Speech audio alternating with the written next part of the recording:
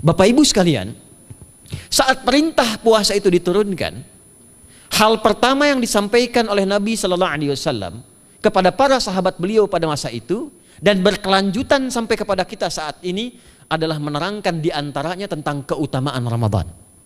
Untuk menjawab sekaligus mengentaskan hoax yang pada saat itu dibangun oleh orang-orang Yahudi yang tinggal di Madinah. Jadi ketika mereka mengatakan orang Islam tuh nggak punya puasa, ikut kita. Ini puasa yang hebat, puasa yang bagus. Dijawab oleh Allah. Turunlah perintah, ya ayyuhalladzina amanu kutiba alaikumus syiyam kama kutiba alal ladzina min qablikum la'allakum tattaqun. Setelah itu apa yang terjadi? Buka Sahih Al-Bukhari. Kitab yang ke-30. Kitabus Shaum. Posisi hadis yang nomor yang kedua di topik ini, riwayat dari Talhah bin Ubaidillah radhiyallahu taala anhu qala Rasulullah sallallahu alaihi wasallam. Perhatikan, ini kalimat pertama yang disampaikan Nabi menyambut kewajiban puasa. As-siyamu junnatun fala yarfuth wala yajhal wa in imru'un qatalahu aw syatamahu falyaqul inni sha'imun marwataini.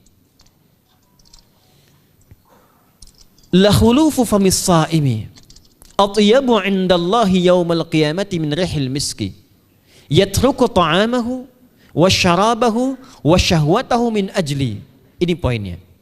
As-siyamu li wa ana ajzi bihi wal hasanatu bi asyri amthaliha. Kata Nabi, puasa kita ini yang kita tunaikan spesial, beda dengan yang lainnya. Jadi ketika Yahudi mengatakan puasa kami ini puasa yang hebat, yang bagus, yang diikuti oleh umatnya Muhammad sallallahu alaihi wasallam. Turun ayat, komentar Nabi pertama apa? Puasa kita kepada para sahabat, kepada kita semua, ini puasa yang spesial. As-siyamu. Lihat diksinya.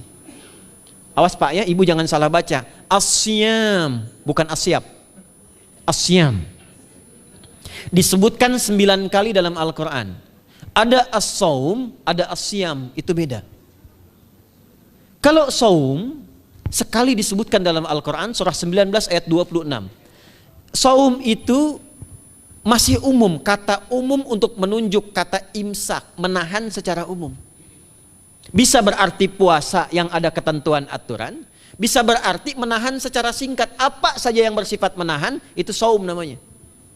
Contoh Sayyidah Maryam misalnya, beliau masih makan. Ya, ayat 24, 25 itu masih makan. Goyangkan pohon korma, jatuh kormanya, makan kormanya. Mau minum, ambil airnya, minum. Masih makan, masih minum. Cuman diminta untuk saum. Apa saumnya? Inni nadhartu lirrahmani sauma falam ukallimal yauma insiya. Jangan bicara pada siapapun. Kamu dituduh, kamu berzina. Jangan jawab. Biarkan bayinya yang bicara. Dan itu mukjizat pertama untuk Isa alaihi salam. Itu nanti dimulai di ayat 31 sampai 33 di surah Maryam, surah 19. Tapi beliau diperintahkan saum. Saumnya apa? Jangan bicara. Jadi kalau bapak masih makan, masih minum, cuman gak mau bicara dulu sama ibu, itu saum. Mau kemana Bi? Kok gak jawab? Kenapa gak bicara? Sedang saum. Saum apa? Gak mau bicara sama mama. Itu bicara, contoh. Itu saum.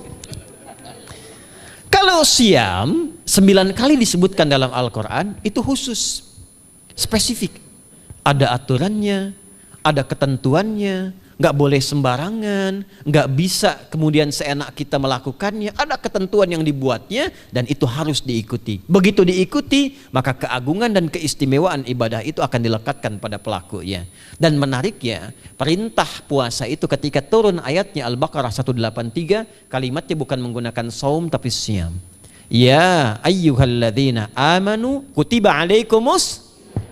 Nah kata Nabi, asyamu junnatun. Kalau benar puasa kita ini, kita tunaikan yang Ramadan ini, maka dia akan melahirkan satu yang tidak ditemukan pada ibadah lain, yaitu junnah. Ada jinnah, ada jannah, ada junnah. Itu beda. Tapi semua katanya, itu hurufnya sama, cuma harokatnya beda. Coba lihat ya, ada junnah, jinnah, dan jannah. Jannah artinya apa? Surga. Jinnah artinya apa? Jin. Jamak dari kata jin. Minal jinnati wan nas. Baik ya. Ada junnah. perisai. Itu ketiga-tiganya berasal dari huruf jim, nun, kemudian ta. Dalam bahasa Arab, setiap ada huruf dimulai dengan jim dan nun, itu pasti tersembunyi, gak kelihatan. Saya ulang ya, setiap ada huruf dimulai dengan jim dan nun, kalimatnya itu pasti gak nampak, gak kelihatan. Janin, kenapa disebut janin? Karena masih tersembunyi dalam rahim ibundanya, gak kelihatan. Begitu keluar, tampak jadi bashar, jadi bayi yang terlihat. Jin, kenapa disebut dengan jin? Karena nggak nampak.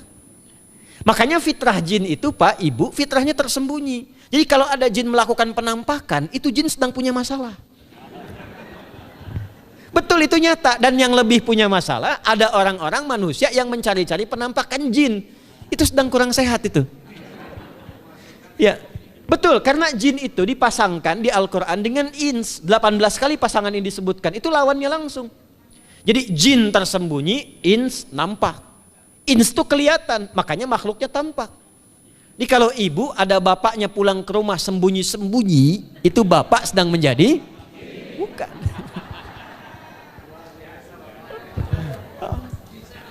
Kalau ibu sembunyi-sembunyi nyari dompet bapak, ibu sedang menjadi jin. Itu langsung pasangannya 3 itu. Ins itu seakar dari kata anisah, halus, lembut. Jin kasar, makanya disebut jin. Karena itu jarang ada orang kemasukan jin jadi lembut, tidak ada. Permisi mau ikut kajian sedang kemasukan jin, tidak. Kalau kata-katanya tidak meracau, tindakannya pasti kacau. Karena itu fitrah manusia itu pasti lembut. Kalau ada orang kasar, pasti ada yang salah dalam pergaulannya. Balik. Itu jin. Jannah, kenapa disebut jannah? Karena belum tampak sekarang. Makanya Nabi katakan mala ainun ra'at, nggak sama dengan yang seperti dilihat orang. Nggak kelihatan, nanti kesuksesan tertinggi yang belum tampak disebut dengan jannah karena belum tampak. Junnah itu perisai yang bisa langsung membentengi kita dari setan secara otomatis. Tapi nggak kelihatan. Karena itu kenapa ujung puasa disebut la'allakum tatakun itu dari kata takwa. Takwa itu dari kata wikoyah. Wikoyah itu artinya perisai.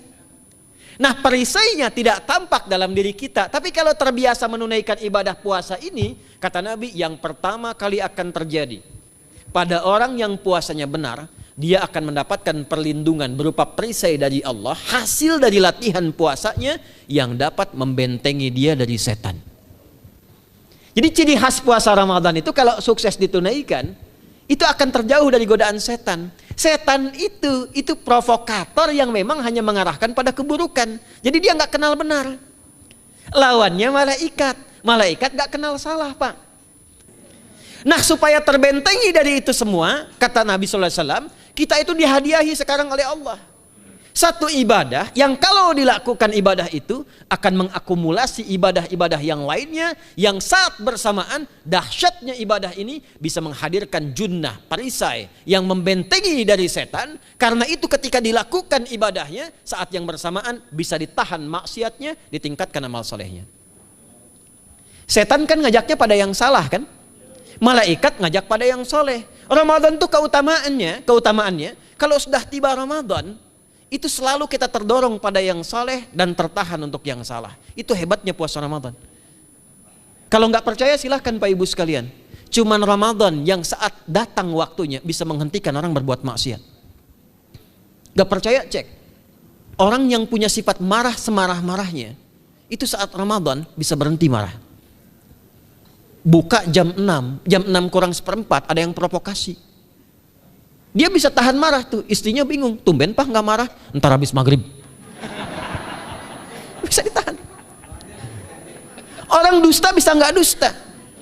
Dan saat yang bersamaan, teman-teman sekalian, Bapak Ibu, itu bisa terdorong berbuat meningkatkan amal soleh. Sekarang kita keluar dari sini, ada yang minta, belum tentu dikasih. Nanti Ramadan tiba, sudah nyatat berapa yatimnya, berapa du'afanya, amal soleh naik. Sekarang ada orang ketinggalan sholat fardu terlambat masih biasa. Ramadan ketinggalan sunnah itu gelisah. Betapa ibu-ibu para pejuang yang sangat luar biasa itu berjuang memperebutkan saf pertama setelah maghrib untuk menaruh sejadah. Ah, ini pelakunya nih. Tapi itu hebat, Bu. Saya tanya ibu kalau berjuang naruh sejadah setelah maghrib atau bahkan sebelum maghrib, itu sejadah disimpan di saf itu untuk ngejar sholat apa? Tarawih, bukan isanya. Saya tanya pada ibu, tarawih itu hukumnya sunnah atau wajib? Sunnah. Ramadan tuh jangan kan yang fardu, ketinggalan sunnah bisa gelisah. Itulah Ramadan. Dan pada saat itulah ketika amal soleh dikerjakan, amal salah ditinggalkan, datanglah junnah, itu perisai yang mengikat setan. Itu yang dimaksudkan di hadis Muslim. Di topik yang ke-13 namanya Kitabus Syam. Hadis yang pertama dari sahabat Abu Hurairah. An Abi Hurairah radhiyallahu ta'ala anhu, anin Nabi sallallahu alaihi wasallam qala, "Idza jaa Ramadhanu." Redaksi yang pertama. Redaksi yang kedua yang bintang 3 di bawahnya. "Idza kana Ramadhanu." Redaksi ketiga yang bintang 4 di bawahnya. "Idza dakhala Ramadhanu." Muhammadiyah itu harus tahu dalil. Tahu dalil tuh, ya.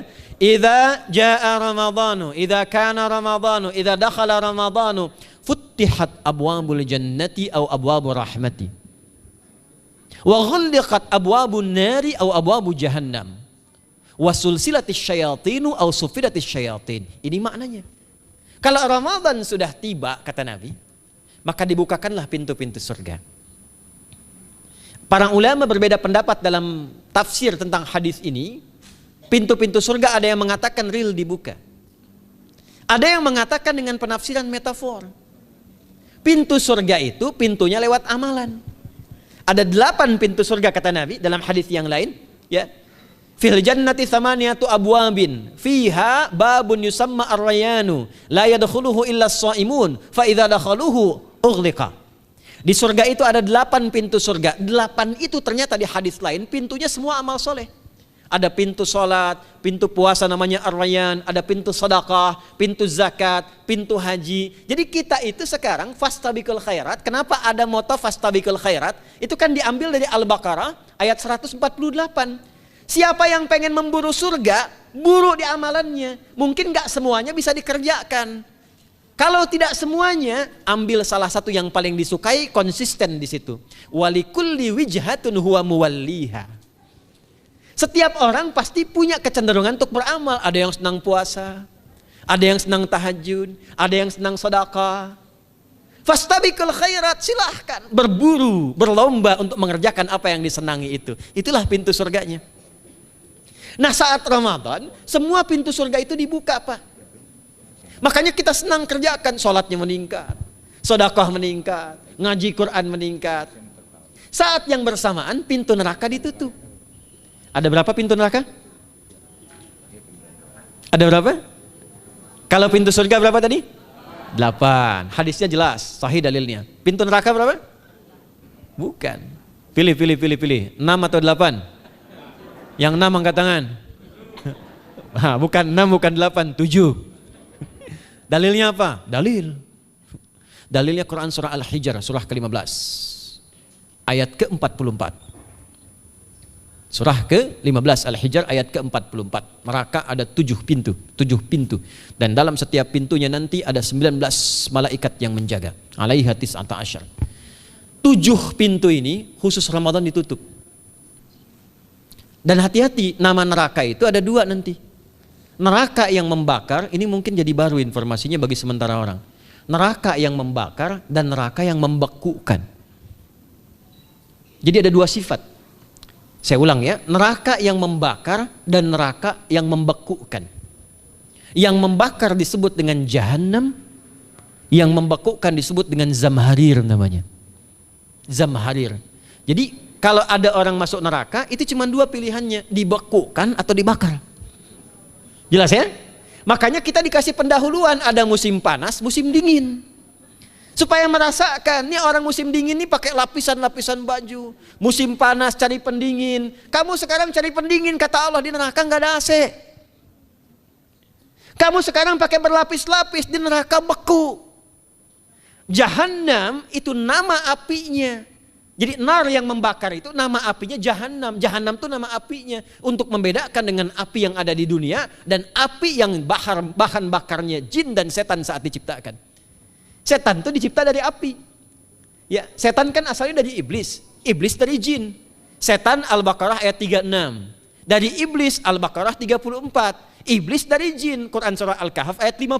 Kana minal jinni fa fasaqa an amri rabbi. Jin dari api yang menyambar-nyambar, Quran surah 15 ayat 27. Wal janna khalaqnahu min naris samum. Karena narnya narus samum, maka apinya mesti beda. Karena itulah nanti nerakanya yang membakar disebut dengan jahannam.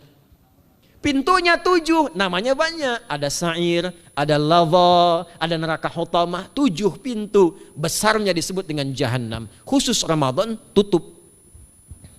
Ramadan tutup. Wasulsilati syayatin. Setan itu dibelenggu, diikat rapat. Bagi orang yang mau puasa benar. Awas hati-hati. Bagi orang yang mau puasa benar, karena itu kalimatnya asyamu junnatun. Kalau benar puasanya, metafornya amalan dia bisa mengikat setan. Tapi kalau puasanya nggak benar, tetap digoda juga. Makanya jangan heran, walaupun Ramadan tetap kotak infak ada yang hilang, sendal ada yang hilang. Karena puasanya bukan siam, puasanya saum. Sedangkan diksi Nabi yang mengatakan asyamu junnatun. Puasanya yang harus benar. Nanti kita belajar fikih setelah itu. Saya ingin pendahuluan dulu ya. Setelah itu apa yang kata Nabi katakan? Ini masih mukadimah ya kita ya. Ini luar biasa nih. Ya. Jadi keutamaan Ramadan itu dahsyatnya dengan puasa biasa. Kata Nabi, kalau orang benar puasanya, bebas dia dari setan. Bukan nggak digoda, Allah kasih benteng sehingga setan nggak tembus kepada dia. Itu satu. Itu keutamaan Ramadan. 2, teruskan dulu langsung ke ujung hadisnya saja ya. Kalau yang tadi nanti latihannya fala yarfus fala yajal, itu latihan. Yang kedua, Allah langsung yang mengatakan dalam hadis qudsinya, asyamu li wa ana ajzi bihi.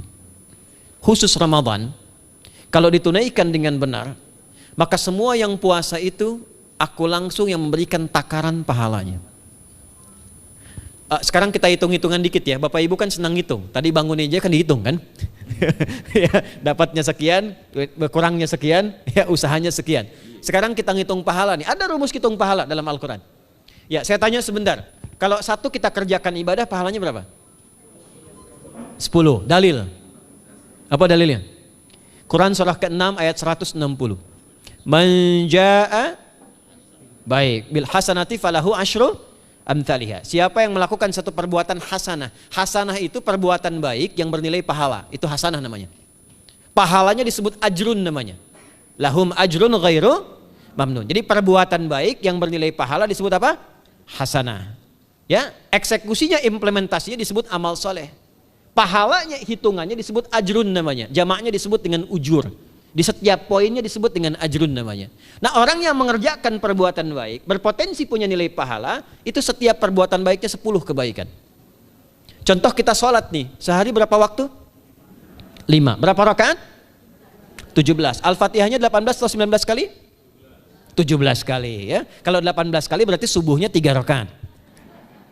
Nah, itu kan kalau kita buka hadis Muslim nomor hadis 162, saat Nabi dalam peristiwa setelah Isra itu ke Masjidil Aqsa, kemudian araja bina Jibril alaihissalam, Mi'raj, naik ke Sidratul Muntaha. Sidratul Muntahanya ada di surah An-Najm dari ayat 1 sampai 18-nya. Itu ketika menerima perintah salat pertama kali kan bukan 5, tapi 50. Turun kan Nabi kemudian ke langit ke-7, ketemu Nabi Ibrahim sedang senderan di Baitul Ma'mur, punggungnya senderan. Itu ada kisahnya di hadis Muslim nomor hadis 162. Kemudian turun lagi ke Nabi Musa. Nabi Musa itu kan tipikalnya senang, yang pertama agak temperamen, yang kedua itu senang mengomunikasikan sesuatu.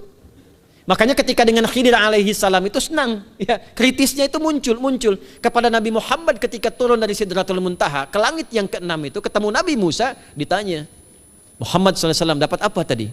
Sholat. Berapa waktu? 50. Kamu tahu nggak? Umat saya itu kekar-kekar besar-besar.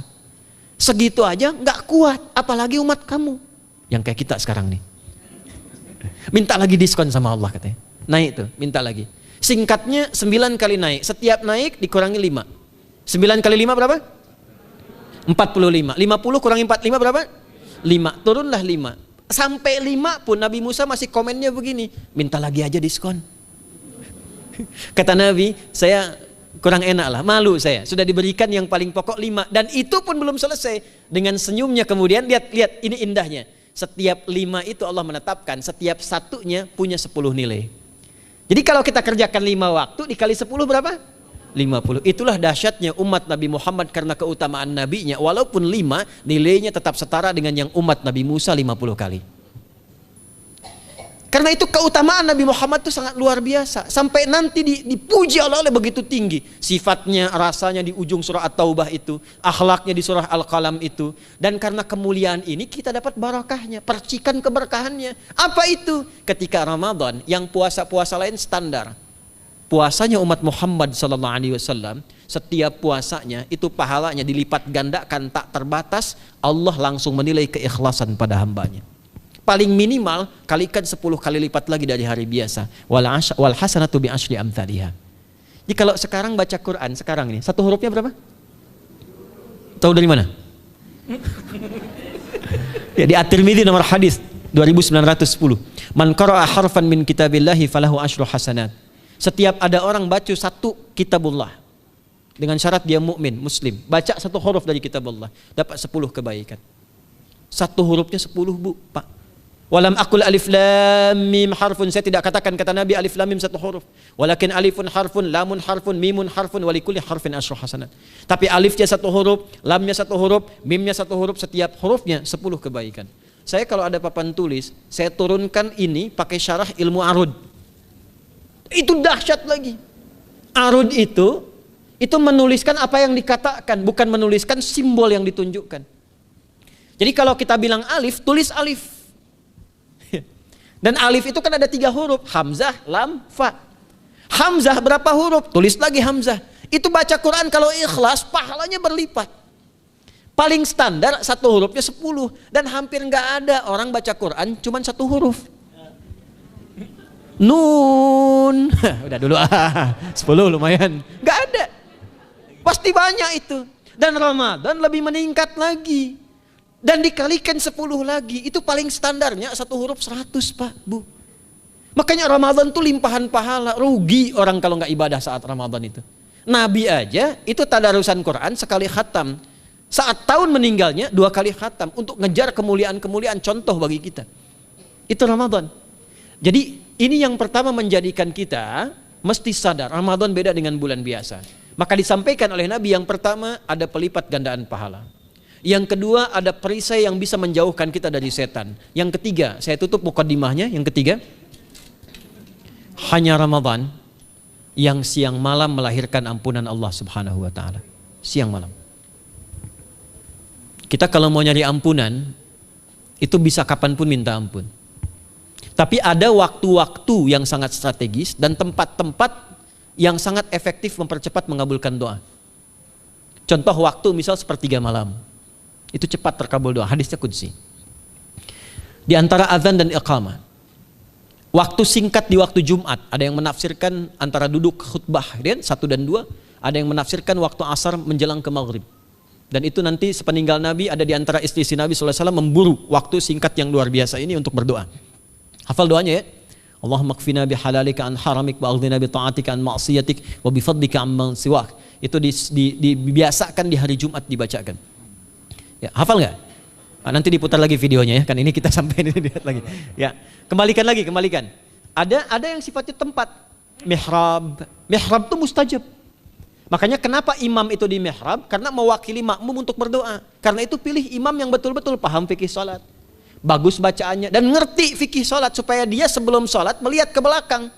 Itu bukan cuma merapatkan barisan, tidak, untuk melihat siapa yang salat. Apakah tahan berdiri lama kalau dibacakan bacaan panjang? Atau ada yang buru-buru. Lalu bacaannya apa yang sesuai untuk makmumnya? Itu fikihnya. Karena itu tempatnya di mihrab. Dan mihrab itu viral, tempat yang cepat mengabulkan doa. Maryam itu punya mihrab. Nabi Zakaria saat minta keturunan, itu mohon kepada Allah di mihrabnya Maryam. Ali Imran ayat 38-39. Hunalika da'a Zakaria rabbah, qala rabbi habli min ladunka dzurriyyatan thayyibah, innaka sami'ud du'a. Fanadatul malaikatu wa huwa qa'imun yusalli fil mihrab. Cepat terkabul doa. Masjid cepat terkabul doa. Tapi Ramadan itu menggabungkan semuanya. Enggak usah tunggu sepertiga malam. Siangnya diampuni, malamnya diampuni. Apa dalilnya? Untuk malam lekat dengan ibadah qiyam namanya. Man qama ramadhana imanan wahtisaban ghufira lahu ma taqaddama min. Siapa yang mampu menghidupkan Ramadan di malam harinya. Dan jangan salah Bapak Ibu sekalian, awas jangan salah ya. Ramadan itu satu paket ibadahnya. Bukan cuma puasa. Ramadan satu paket, ada paket siang, ada paket malam. Dan gak ada paket hemat. Full. Ada siang, ada malam. Dan itu semua sama, cuman beda satu huruf. Hadisnya sama, ibadahnya juga diksinya sama, cuman beda sehuruf. Malamnya qiyam, siangnya siam. Awas ya, malamnya apa? Qiyam, siangnya apa? Siam. Cuman beda satu huruf. Dan itu satu paket. Jadi kalau Anda tertinggal, jangan Anda lah, jangan kita. Kalau ada orang yang tidak mengerjakan semalam misalnya qiyamnya, cuman siamnya, sah puasanya, benar sesuai rukun, sah. Cuman tidak sempurna keutamaan Ramadannya. Karena itu Allah mengatakan kalau sedang puasa, sempurnakan dengan ibadah malamnya. Itu ada di Al-Baqarah ayat 187. Tsumma atimmus syiyama ilal lail. Muqaddimatul lail, maghribnya untuk puasa, lail atasnya untuk qiyam. Orang yang mampu menghidupkan ibadah malam, jangan salah ya, nanti kita mulai puasa, insya Allah yang pertama dimulai ibadah malam, qiyam, bukan siam. Jadi jangan terlampau soleh, puasanya nanti nunggu fajar. Malam itu qiyam. Nah qiyam ini ada potensi ampunan dosa Pak Bu. Jadi kalau kita manfaatkan ibadah ini dengan benar, misal ya kita kan nggak tahu ajal nih, tiba kemudian kita manfaatkan qiyam bangun, ditunaikan dengan benar, itu masya Allah. Meninggal misal dalam sujud, itu jaminannya ghufira lahu ma taqaddama min dzambi. Siapa yang benar ibadah qiyamnya sampai detik itu ditunaikan karena imannya, ikhlas karena Allah, saat bersamaan dia introspeksi diri, begitu dia tunaikan, misal dia meninggal, misal saja, semua dosa-dosa yang pernah dia tunaikan diampuni pada saat itu. Ma itu tanpa batas. Ma taqaddama min dzambi, ma semua yang pernah dia kerjakan dalam hidupnya. Karena itu viral. Sayyidah Aisyah itu pernah minta petunjuk pada Nabi di hadis Muslim. Bertanya pada Rasulullah, ya Rasulullah, kalau malamnya saya pengen ibadah dan qadar Allah bertepatan dengan malam Al-Qadar, apa yang saya minta? Itu sampai diajarkan oleh Nabi doanya, dan doanya sahih. Di At-Tirmidzi dikuatkan lagi dengan lebih lengkap redaksinya. Kata Nabi, kalau engkau bersamaan dengan itu malam hari bangun, bersamaan, faquli, katakanlah, Allahumma innaka afuwun karim tuhibbul afwa fa'fu anni. Nanti di hadis yang Muslim, Allahumma innaka afuwun, di At-Tirmidzi ada kata karimnya. Innaka afuwun karim tuhibbul afwa fa'fu anni. Itu malam Bu. Biasanya nunggu sepertiga malam, waktu sahar. Ya, jadi waktu sahar itu waktu singkat menjelang fajar. Kalau subuh sekarang 4:08, itu kira-kira sahar tuh jam setengah 4 lah, ya 3:30 sampai jam 4 itu namanya sahar, bukan lail. Kalau lail dari ba'da isya sampai sahar. Sekarang isya setengah 8 misalnya, jam 8 tuh sampai setengah 4 namanya lail. Jelas ya? Lail tuh malam, jamaknya layali, turunannya lela, lili, lala itu malam. Ya, ibu leli, ibu malam-malam gitu ya. Gitu. Nah itu waktu menjelang fajar setelah lail sahar, jamaknya ashar. Ashar itu disampaikan di Al-Quran waktu terbaik untuk istighfar. Quran surah 51 ayat 18. Wabil ashari hum yastaghfirun. Yang biasa istighfar berpeluang dapat ridho Allah dan disiapkan surga terbaik melebihi kemewahan dunia. Itu ada di ayat ke-16, 17, 18. Ya, dari ayat 15-nya, 16-nya, 17-nya adalah untuk yang saharnya, 16-nya itu kalimatnya. Ya, 16-nya yang dengan mengatakan Rabbana amanna faghfir lana dzunubana wa qina adzabannar. Ayat 17-nya as-sabirina was-sadiqina wal qanitina wal munfiqina wal mustaghfirina bil ashar. Itu hari biasa seperti sekarang. Ramadan dari ba'da isya sampai terus lagi sampai masuk waktu fajar, siangnya pun masih ada ampunan Allah. Man shoma ramadhana imanan wahtisaban ghufira lahu ma taqaddama min. Saya tanya sekarang, siapa yang enggak punya dosa boleh angkat tangan? Yang dosanya banyak boleh angkat tangan. Tuh, saking banyaknya kita nggak bisa ngangkat. Sekarang rubah kalimatnya. Yang ingin masuk surga angkat tangan.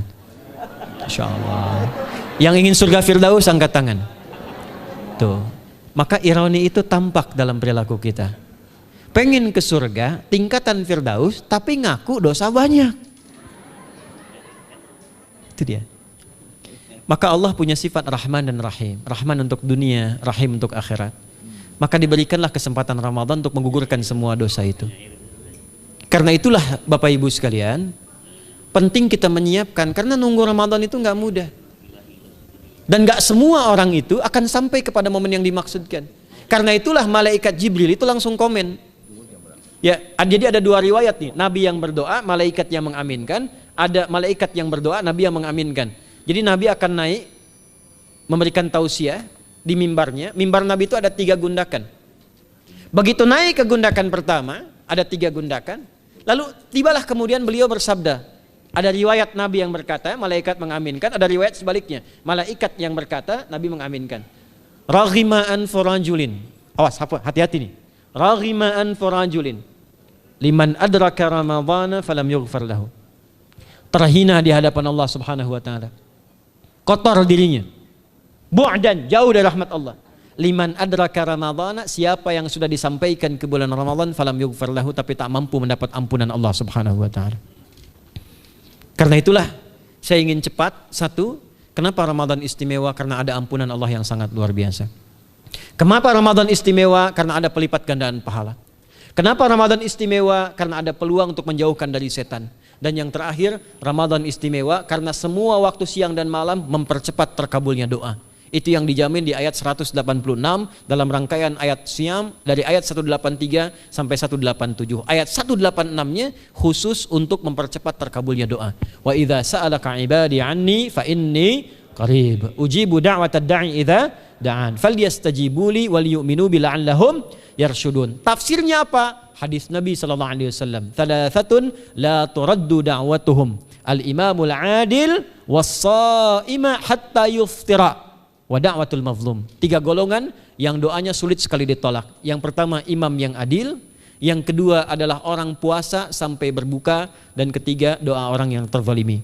Jadi kalau Bapak Ibu pengen cepat dikabulkan doanya secepat kilat, maka jadilah pemimpin yang adil. Kalau belum mampu, latihan puasa. Kalau belum mampu lagi, banyak-banyak terzalimi dan berdoa. Ya.